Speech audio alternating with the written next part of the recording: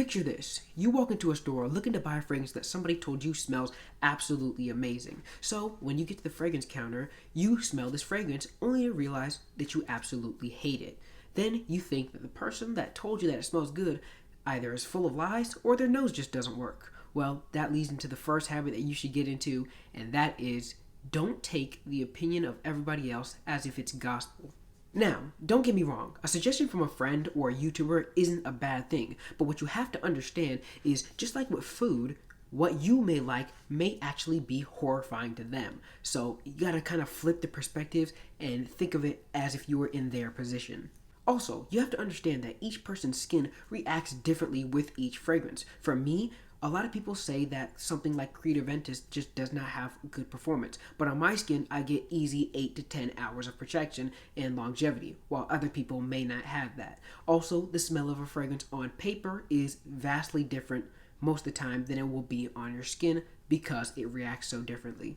And that leads into my second habit that you should get into, and that is don't buy a fragrance simply off of someone's suggestion. Similar to the first one, buying a fragrance without even smelling it is a bad idea. Now imagine waiting a week or two for a fragrance to arrive at your door only for you to absolutely hate the smell of it. Man, that is a horrible feeling, and it's better for you to just avoid that altogether. Also, most places don't allow you to get refunds after you've already used the fragrance. So once you've opened it and sprayed it, that's it. You can't get a refund. So do yourself a favor and sample the fragrances that you can, whether that's in stores or you can purchase a little vial of it. That's always the better option to do. But I hear what some of you guys are saying. I've blindly bought fragrances before and I'm perfectly fine. Well, that's basically just gambling at that point. If you're trying to save money, do you really think it would make sense for you to spend 80, 90, 100, or even hundreds of dollars on a fragrance that you don't even know what it smells like? And for those that have not gotten into that habit at all, good, just don't get into it at all. Save yourself some money by understanding what you're getting into. And speaking of understanding, actually, that leads into my third habit that you should get into, and that is understand that you don't have to compete with anybody. And what I mean by that is you don't have to buy a ton of fragrances simply because you see other people doing it as well. I know it's easy to look at little Timmy's collection and see that he's got way more bottles of cologne than you do, so you could add a few more to your own, but you really don't have to compete with anyone. Buy the fragrances you like because you like them, and not because you feel pressured by a friend, a coworker, or even a YouTuber. It's a lot easier to save money when you don't spend it trying to be even with everybody else.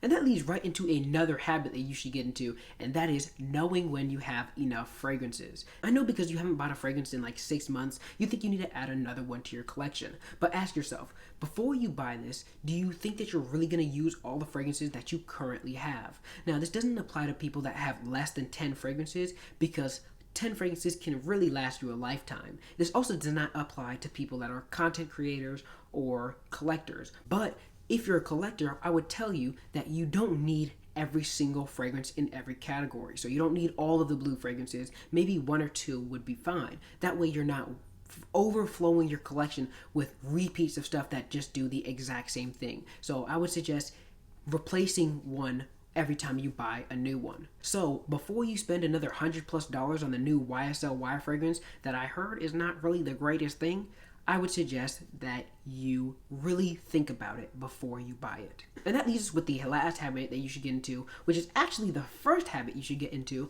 and that is understand what type of notes in fragrances you like. For me, I like spicy, woody, and citrus. That is my thing. But that may not be your thing. If you like fresh fragrances, you can completely bypass going into that deep, rich, oud kind of smells because you won't like it. You know you like something that's lighter, that's a bit less obnoxious, and that's a little bit less offensive. So I would say stay with the stuff that you like. Now it's okay to go and smell some things that are in other categories, just in case if you want to ever have some variety and branch out.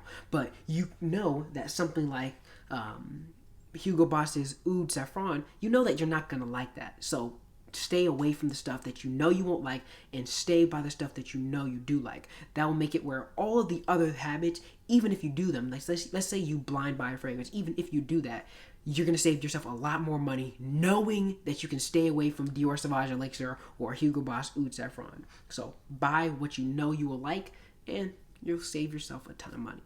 So guys, I hope somewhere down the line that this video saves you some money. And if this video helped you out, help me out by hitting that subscribe button. It's free and it lets YouTube know that you enjoy my content. So if you want to save any more money on fragrances, click here where I'll explain to you everything you need to know about these fragrances. And guys, that's all for this video, so I will see you in the next one.